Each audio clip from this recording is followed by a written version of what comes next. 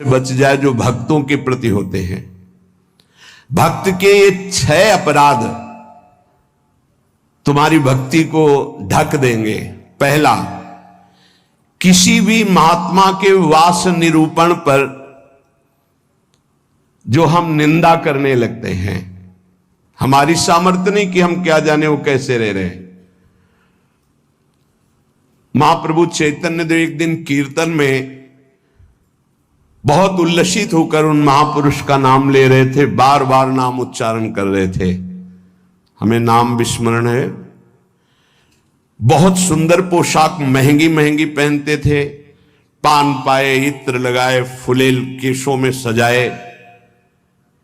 बहुत वर्ष हो गए पहले चैतन्य महाप्रभु के पावन चरित्र का पठन किया था, इसलिए स्मृति नहीं उनका नाम, उनके नाम का। पुंडरीक विद्या, हाँ यही नाम था, पुंडरीक विद्या। तो गदाधर आदि जो भगवत महाप्रभु के पार्षद थे, उन्होंने सोचा कि जब महाप्रभु भाव में ऐसा उनका नाम उच्चारण कर रहे हैं तो कोई वीतराग बड़े परमहंस महापुरुष होंगे, चलो उनके दर्शन करने चलते हैं। तो पता चला कि अमुक जगह वो आए हुए हैं। वहां तो देखा बहुत सुंदर पलंग, दुग्ध फेन जैसा, ऊपर से गद्दे के ऊपर चद्दर और गिरदा लगे हुए हैं, और केस जो फुलेल से ऐसे सुगंध आ रही है। पान खाए तो गदाधर जी के मन में आया कि इतना विलासितापूर्ण जीवन और ये भगवत भक्त हो सकते हैं। संशय हुआ। तो एक जो महाभागवत साथ गए थे, तो उन्होंने भगवान श्री कृष्ण की रूप माधुरी का भरा हुआ श्लोक गान किया।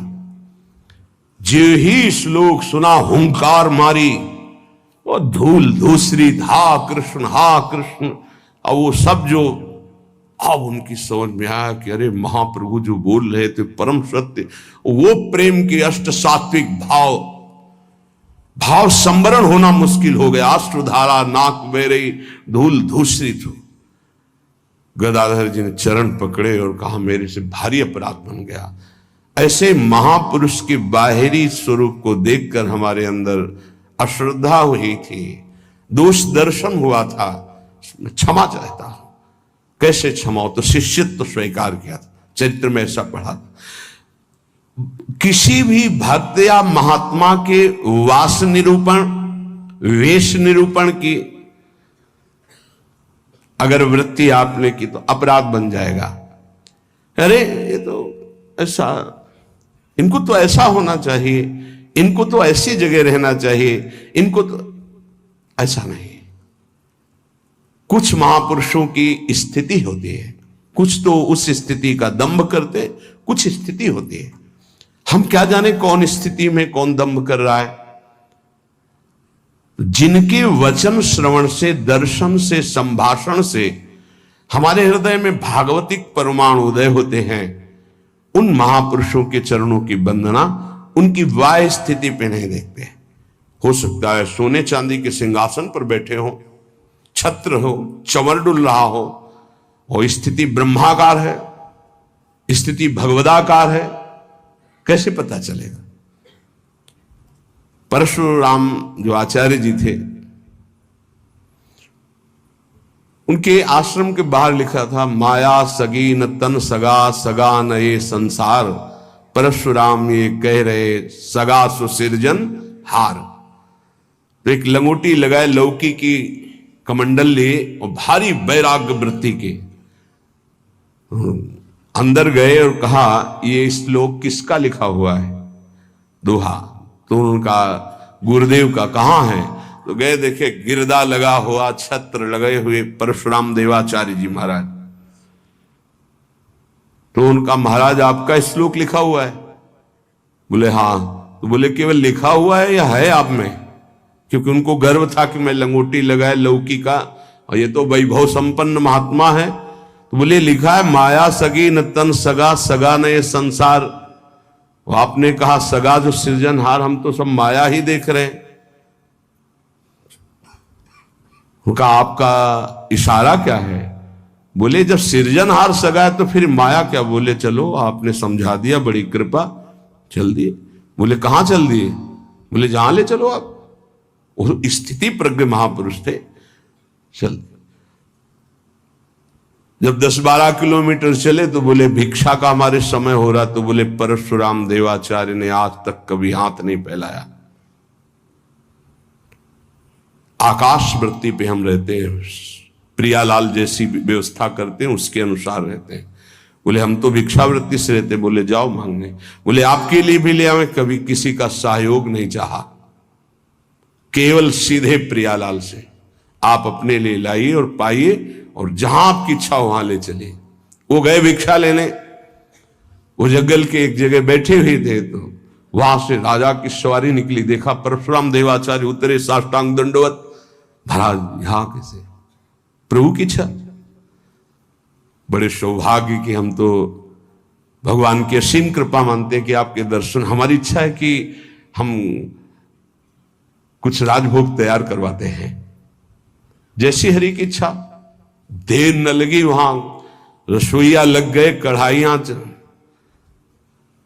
महाराज अगर यहां आप विश्राम करें, बस इशारा हो जाए तो जैसी हरि इच्छा। खुदाई शुरू, आश्रम निर्माण की नींव के लिए खुदाई शुरू, कढ़ाई चढ़ गई, बनना शुरू हो गया। वो संत आए 1 घंटे बाद, वहां देखा। बोले यहां क्या हो रहा है? बोले यहां आश्रम बनेगा, ये रसोई बन रही। तो उनका महाराज ये क्या लीला है? तो बोले तुम जिस वैराग्य के अहम वृत्ति को धारण किए हो, उस अहम वृत्ति का त्याग करो। वैराग्य का तात्पर्य होता है राग रहित, स्पृहा रहित होना। वो चाहे असंख्यों के वैभव में बैठा है, लेकिन राग और स्पृहा रहित है। अगर एक लंगोटी का भी राग है, लौकी के कमंडल का भी राग है, शरीर का भी राग है, वो रागी है, वो वीतरागी नहीं है। वीतराग की स्थिति को समझना बड़ा कठिन। दत्तात्रेय जी महाराज से यही पूछा कि आप कोई कर्म नहीं करते, कर्म ना करने वाले को विषय नहीं मिलता, और विषय सेवन ना करने से ऐसा स्वास्थ्य कैसे हो सकता है आपका? तो उनका मैं अखंड प्रसन्न रहता हूं, इसलिए ये भोगों से स्वस्थ नहीं हूं, मैं अखंड प्रसन्नता को प्राप्त। कभी राजमहलों की राजसैयाओं पे शयन करता हूं, तो कभी राख की ढेर पर शयन करता हूं, कभी बड़े बड़े राजाओं से सम्मानित होता हूं, तो कभी फुटपाथ में लेटकर अपमान को भी प्राप्त करता हूं। मुझे न सम्मान ना अपमान, किसी का प्रभाव नहीं। इसलिए किसकी क्या स्थिति कैसे जाना जा सकता है? तो हम किसी का वास निरूपण आदि, वेश निरूपण आदि करके किसी की निंदा करेंगे तो पता नहीं कितना महाभागवत है, हमसे अपराध बन जाए। दूसरा ज्ञान निरूपण। कुछ संत भगवान ऐसे होते हैं जो कुछ नहीं बोलते, और इनको कोई ज्ञान तो है नहीं, कुछ बोलना तो आता। क्या बोलना ही कोई साधुता है क्या? पता नहीं उसकी कितनी ऊंची स्थिति है, कैसे कोई जानेगा? इसलिए किसी संत के रूप में विराजमान जो भगवान हैं, उनके ज्ञान निरूपण करके निंदा न कर। इनको कुछ नहीं आता। आजकल यही है, केवल बुद्धि की धरा से देखा जाता है। अरे वो तो बोल नहीं पाते हैं। वो तो महापुरुषों की स्थिति को जानना कोई महापुरुष ही जान सकता है, दूसरा नहीं जान सकता। इसलिए ये अपराध न करे कभी कि किसी के संत के ना बोलने से ये समझ जाए कि अरे इनको कोई ज्ञान नहीं है। भला ये क्या जाने शास्त्र की बातें, पढ़े लिखे तो लगते नहीं हैं। पढ़ा लिखा होना भी बहुत सौभाग्य का विषय है और कहीं कहीं दुर्भाग्य का विषय है। तो एक आए थे, इतने कागज में उनकी डिग्रियां केवल उनके शिष्यों ने भेजी थी कि हमारे गुरुजी दर्शन करने आ रहे हैं तिरुपति बालाजी से। विद्वता की मूर्ति, साष्टांग दंडवत और क्या क्या भगवत प्रसादी। वो ऐसे लग रहे थे कि एक शब्द नहीं आता। मतलब बड़े बड़े शंकराचार्यों को पढ़ाया था उन्होंने, उनकी वो शिष्यों ने जो दिया था उसमें दिखाई दे रहा। बड़े बड़े शंकराचार्यों को उन्होंने विद्या पढ़ाई थी। विद्या विनयम ददाति, वो देखने को मिला कि विद्वान में कैसी दैन्यता होती। कबीरदास जी के पास एक विद्वान दिग्विजयी भेजा गया शास्त्रार्थ के। तो उनका भैया हमको कोई शास्त्रार्थ नहीं करना। तो बोले काशी के विद्वानों ने कहा यदि आप हार लिख दिए, पूरी काशी हार गई। बोले ऐसी बात? तो पढ़ के समझे हो कि समझ के पढ़े हो? पोथी पलटाते रहे, सरस्वती काम नहीं करी। पढ़ के समझे हो कि समझ के पढ़े हो? आखिरी बात शिष्य बन गए थे, बहुत बड़े भगवत अनुरागी बने। तो किसी भी संत के प्रति ये भाव नहीं कि पढ़े लिखे नहीं है, बोल नहीं पाते, तो इनको कोई ज्ञान नहीं है। तीसरा, किसी संत की जाति निरूपण कर देना बहुत बड़ा अपराध है। देखो ये जो जाति पाति है ना, ये धर्म का पालन करके भगवत प्राप्ति के लिए थोड़े समय तक के लिए सहयोगी नहीं। हम आपको बताएं, एक ही कपड़ा है और एक ही पहनने वाला है, बस इतनी खास बात समझ लो। कपड़ा सबका पांच भौतिक, पहनने वाले सब अविनाशी भगवान के अंश, कोई अंतर नहीं है। बस अंतर बनाया गया है इस अंतर को मिटाने के लिए कि हम साधन पद्धति से अपने अपने धर्म का पालन करते हुए परम धर्म भगवान को प्राप्त। लेकिन जो परम धर्म में स्थित है, भागवत धर्म में, उनकी जाति निरूपण नहीं करना चाहिए कि ये तो सुना है कि अमुक जाति के संत हैं, बड़ा अपराध होता है, बड़ा अपराध। ऐसा कभी नहीं करना चाहिए। हाँ, चरण रज लेके माथे पे लगा, अहो वत्सो पचतो गरीयान यज्ञभ्यागे वर्तते नाम तुभ्यम। देखो राजसू यज्ञ में पूर्णता स्वपच वाल्मीकि की पूजा करवा कर श्री भगवान ने इसीलिए करवाई, इसीलिए करवाई। सब बड़े बड़े महापुरुष आए थे, लेकिन दैन्यता की मूर्ति भगवत भाव में निरंतर डूबे हुए स्वपच वाल्मीकि जी की आराधना करवाई कि पूर्णता उन्हीं से हुई। जो दैन्य है वो महाभागवत किसी जाति पक्ष से नहीं देखा जा सकता कि अरे ये तो ऐसा, जो देखेगा तो उसके सुकृत नष्ट हो जाएंगे। पूज्य बाबा। चौथा, वृत्ति निरूपण। ये तो पढ़े ही रहते, हमने कभी इनको माला लिए तो देखा नहीं, और कुछ भजन ध्यान तो करते नहीं है, इसलिए तो केवल हमें लगता है कि बस खाते पीते हैं इसी में, और कोई भजन नहीं। ये हमने संतों को देखा है। एक संत भगवान 8 बजे सुबह उठते थे गंगा नहाने के लिए, 8 बजे सुबह। पर वो एकांत में, तो लगता 8 बजे सुबह गंगा स्नान करते हैं, प्रायः 3 बजे स्नान हो। तो एक दिन जिसमें वो शयन करते थे उसमें गए, काफी बड़ा था, एकांत में आसन की। आज इनकी वृत्ति देखेंगे क्या है। बहुत ही गंभीर मुद्रा में वो रहते थे, पर प्रायः पूरे आश्रम में था कि ये प्रमादी हैं, ये सोते रहते हैं। 11 बजे तक उनको जगते पाए हम। जहां सब लेटे उनको उठ के बैठ गए, वो लेट गए थे, उठ के बैठ गए।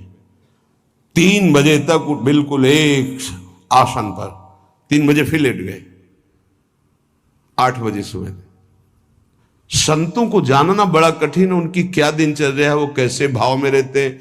केवल बाहरी व्यवहार देख करके उनकी निंदा कर देने से सुकृत नष्ट हो जाएंगे, भक्ति ढक जाएगी। स्वरूप निरूपण।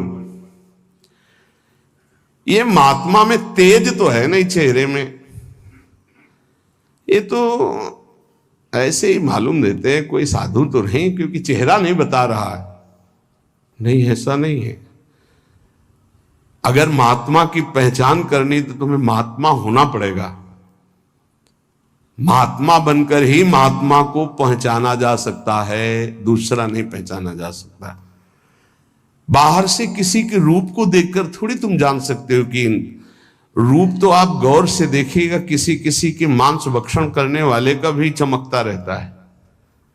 मलाई रबड़ी खाने से भी रूप चमकने लगता है, थोड़ा सा संयम रखे तो उससे भी चमकने लगता है। अब वो महात्मा किस कोटि का भजन कर रहे हैं, कोई रूप से थोड़ी महात्मा का लेना देना होता है। अब श्रीधर बाबा की छवि जब लगे तो आप देखना, लंगोटी है, हड्डी हड्डी दिखाई दे रही, गाल चिपकी हुई, आंखें धसी हुई। आपको पता है, खुद देखे हुए हैं कि 24 घंटे भजन में मगन। तो किसी महात्मा के रूप को देख करके ऐसा कोई रूप निरूपण करेगा तो उससे अपराध लग जाएगा। और प्रायः ये ध्यान नहीं दिया जाता ऐसा। धातु निरूपण, भगवत विग्रह ये पाषाण का है कि ये धातु का है? सामने पूछे ये पत्थर के भगवान है कि इसमें अष्ट धातु के? घोर अपराध बुद्धि। भगवत विग्रह सामने नहीं, भगवत विग्रह साक्षात अर्चावतार भगवान है भाव उसमें। ये नहीं कि सामने जाके पूछे संगमरमर के बने हुए कौन सी धातु के बने हुए भगवान है, ये अपराध। धातु निरूपण भगवत विग्रह या भगवत भक्त के पास। जैसे वैराग्य में धातु स्पर्श निषेध किया गया है, या तो सन्यास में नारियल का पात्र और वैष्णव जनों में रज का पात्र। धातु के पात्र के प्रयोग का निषेध है वैराग्य में। लेकिन जो महापुरुष हैं, मान लो उनको सोने की वो थाली में पा रहे हैं, उनकी क्या स्थिति है? अब हम देख करके अपने वैराग्य का वहां भाव थोपे, वो स्थिति उनकी क्या है? वैराग्य का भाव थोपे तो फिर अपराध बन जाएगा। किस स्थिति में कौन महापुरुष है जानना मुश्किल है। सबको भाव से नमस्कार करके हम अपने भाव को सुरक्षित रखते हैं। तो वास निरूपण, ज्ञान निरूपण, जाति निरूपण, वृत्ति निरूपण, स्वरूप निरूपण, धात निरूपण। वृत्ति निरूपण में ये भिक्षावृत्ति तो करते नहीं, केवल भंडारा खाते हैं। आपको क्या पता किसकी क्या स्थिति है, वो कैसे? संतों की लीला भगवान जानते हैं, या तो वो संत जना दे तो जानने में। अपने लोग इसकी परवाह करते हैं क्या? कहीं कौन से अपराध ऐसे बन जाते हैं जो हृदय को कठोर कर देते हैं। इसलिए शांत। ब्रज में मुझे एक महात्मा मिले थे, उन्होंने मुझे कुछ उपदेश दिए। मैंने उड़िया भाषा में अपनी डायरी में लिखे थे। उन्होंने उपदेश दिए कि अगर ये आपके अंदर भाव आ जाएगा, लक्षण आ जाएंगे, तो आपको भगवान अपनी तरफ से आके दर्शन दे देंगे। बड़े महात्मा थे, तो बाबा ने उड़िया भाषा में अपनी डायरी में लिखा था, उसका हिंदी लिपि में यहां वर्णन है। पहला, भजन करते हुए अपने को सबसे दीन मानना। अपने आप भगवत साक्षात्कार हो जाएगा। भजन करते हुए अपने को सबसे दीन मानना, इससे कोई अपराध ही नहीं बनेगा, कोई अपराध नहीं बनेगा। लिख लेना चाहिए। भजन करते हुए साधक को अपने को सबसे दीन मानना, सबसे। आदेश त्रणादपि सुनिचेन। दूसरा, किसी से भी कपट पूर्वक वार्ता व्यवहार ना करना। निष्कपट व्यवहार करने में क्या जाता है? अपने भगवत मार्ग के पति के, चाहे गृहस्थी हो चाहे विरक्ति हो। कपट का मतलब होता है अंदर कुछ और है, बाहर आप कुछ और दिखा रहे हैं। ये नहीं होना चाहिए। जो अंदर वो सीधे बाहर, जो बाहर बोल रहे हैं वही आपके अंदर चलना चाहिए। मोहि कपट छल छिद्र न भावा, भगवान कहते हैं। तो कैसे दर्शन दे देंगे आप कपट पूर्वक व्यवहार करते? निष्कपट व्यवहार, कपट पूर्वक व्यवहार ना करना, ये दूसरा। तीसरा, अपनी जिह्वा से कभी असत्य भाषण ना बोलना।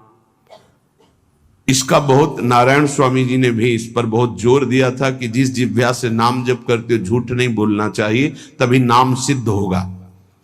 नाम तभी सिद्ध होगा। नाम सिद्ध होने का तात्पर्य बिना प्रयास के चले। ये सत्य भाषण भगवत स्वरूप है। सत्य बोलने से बढ़कर कोई पुण्य नहीं संसार में, और झूठ बोलने से बढ़कर पाप नहीं। नहीं असत्य सम पातक पुंजा। चौथा, जो तुम्हारे सामने आवे और तुमसे बात करे या दृश्य दिखाई दे, उसे तत्काल पहले मन से प्रणाम करो। बिना प्रयास के भगवत साक्षात्कार हो जाएगा। चराचर जगत में जो तुम्हारे सामने, जैसे कोई व्यक्ति आया है तो राधा वल्लभ लाल जी आपकी जय हो, अंदर से मेरे प्रभु अब बात करो। कोई भी कुछ भी, पहले प्रभु ये वस्तु पहले नहीं थी, प्रभु थे और ये बाद में नहीं रहेगी, प्रभु ही रहेंगे। तो वर्तमान में हम वस्तु के अंतर्गत प्रभु को देखते हैं। पांचवा, न मेरा तन है, न मेरा मन है, न मेरा धन है, न मेरे प्राण है, ये मैंने सब कुछ प्रभु को समर्पित कर दिया। धैर्यपूर्वक देखिए, अब आपको क्या चिंता रह गई? जब तन प्रभु को दे दिया, मन प्रभु को दे दिया, अपना सर्वस्व प्रभु को दे दिया, तो बोले इसका फल क्या मिलेगा? ये यथा माम प्रपद्यन्ते तास तथैव भजाम्यहम्, प्रभु अपना सर्वस्व आपको दे देंगे, अनुभव में आ जाएगा। प्रभु अपने आप को दे देंगे, अति उदार करुणा वरुणालय प्रभु। अगर आप थोड़ा सा भी अपनापन करेंगे तो उनका थोड़ा सा अपनापन बहुत बड़ा होता है। अपने तन मन धन सर्वस्व पर अपना अधिकार न करके अपने प्रभु का अधिकार। छठवां, एकमात्र पूर्ण श्रद्धा अपने आराध्य देव में, मेरी लाडली मेरे प्रियालाल। सातवां, सदैव पराधीन रहना। अगर गुरुदेव के अधीन हो, इष्ट देव के अधीन हो, तो माया तुम्हें अधीन नहीं कर पाएगी। अगर इष्ट देव और गुरुदेव की अधीनता स्वीकार नहीं करोगे तो माया अधीन कर लेगी। हमेशा अपने को पराधीन देखना कि मैं स्वतंत्र नहीं हूं, ये तन मन प्राण इष्ट देव गुरुदेव को समर्पित है, मैं वही करूंगा जो आज्ञा कर रहे हैं, उनके विपरीत नहीं कर सकता। अब आप देखो, विपरीत करते हो कि आपको याद आता है कि मेरा शरीर गुरुदेव की धरोहर है, मैं इसके द्वारा कोई अनाचार दुराचार कोई गलत चेष्टा, मेरा मन गुरुदेव की धरोहर है, इष्ट देव की धरोहर है, इससे हम गलत चिंतन नहीं कर सकते। मेरा धन गुरुदेव की धरोहर, इससे हम गलत व्यवहार नहीं कर सकते। मेरे प्राण गुरुदेव को समर्पित, इसलिए हर श्वास मंत्र जपेंगे, बिना बुलाए भगवान दर्शन दे जाएंगे। आठवां, आराध्य देव के सिवा अपना कोई नहीं है, ये हृदय में बैठा लेना। अपने वास्तविक है तो आराध्य देव ही अपने हैं। नवां, अपने आराध्य देव के अनन्य चिंतन के सिवा और कोई चिंतन ना होने पावे। दसवां, अपने आराध्य देव से जो गुरुदेव ने संबंध दिया है, हर समय उसकी स्मृति रहना। क्या रहती स्मृति? मैं श्री जी की सखी हूं, दासी हूं, उनकी परिचर्या में हमारा जीवन समर्पित है, मैं उनकी दासी हूं। कभी सोचते हो आप?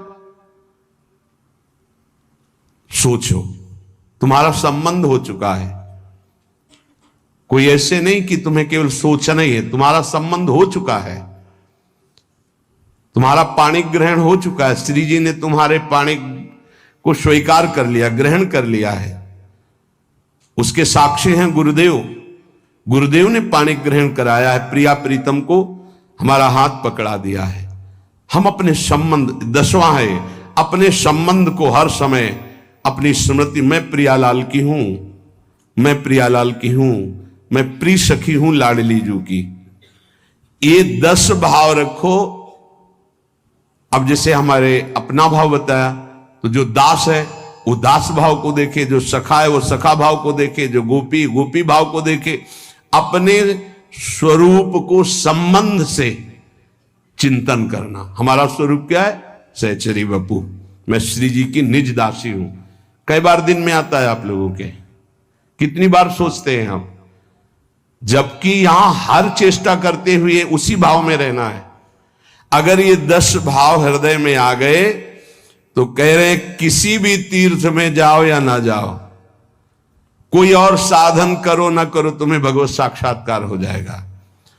पहला फिर सुन लीजिए, अपने को भजन करते हुए सबसे दीन मानना, किसी के साथ भी कपट का व्यवहार ना रखना, सदैव सत्य भाषण बोलना, चराचर जगत का कोई भी वस्तु व्यक्ति सामने आवे अपने प्रभु का भाव करना, अपने तन मन धन प्राण सर्वस्व को अर्पण कर देना, मेरा अधिकार नहीं, नाथ सकल संपदा तुम्हारी, मैं सेवक समेत सुत नारी। अर्पण का मतलब ये होता है भाव। छठवां, अपने आराध्य देव में ही पूर्ण श्रद्धा समर्पित हो जाना। सातवां, पराधीन रहना इष्ट के, गुरुदेव के। आठवां, आराध्य देव के ही अनन्य चिंतन में लगना, आराध्य देव के सिवा कहीं अपनापन न होना। नवां, चिंतन करते करते तन्मय स्थिति आ जाए तब उसे सही माने में चिंतन कहा जाता है। सामने ललित त्रिभंगी लालजू और प्रियाजू की बाह श्री लालजू के गले में है। मनोमृणाल भूषण भूषित भुज श्याम अंश पर डाली दिखाई दे रहा है। अब हमारा चिंतन चल रहा है, गाढ़ चिंतन, युगल सरकार चिंतन, इसे कहते हैं अनन्य चिंतन। अभी आंख खोले हुए भी वही है, मूंदे हुए भी वही है, सेवा करते हुए भी वही है, एकांत में बैठते हुए कहां हो, जरा देखो स्थिति कहां है। यदि आप किसी भी तीर्थ का अवगाहन करते हुए 10 बातें आप में नहीं हैं तो उसका फल आप ग्रहण नहीं कर पाएंगे, क्योंकि अपराध कोई न कोई बन जाएगा। हम आपसे सत्य कहते हैं कि कल्याण आपके चिंतन से होगा, इन बातों को स्वीकार करने से होगा, भागने से नहीं होगा कि हम यहां चले जाएं, हम वहां चले जाएं तो कल्याण हो जाएगा। अगर आपका आंतरिक चिंतन इन बातों में है तो आपके अंदर वो सामर्थ्य जागृत हो जाएगी कि आप प्रभु को देख सकते हैं। इसलिए जो सत्संग है उसे बार बार सुना जाए, उसका मनन किया जाए और अपने हृदय में धारण किया जाए तो हमारा इसी जन्म में अंतिम जन्म माना जाएगा और भगवत साक्षात्कार हो जाएगा।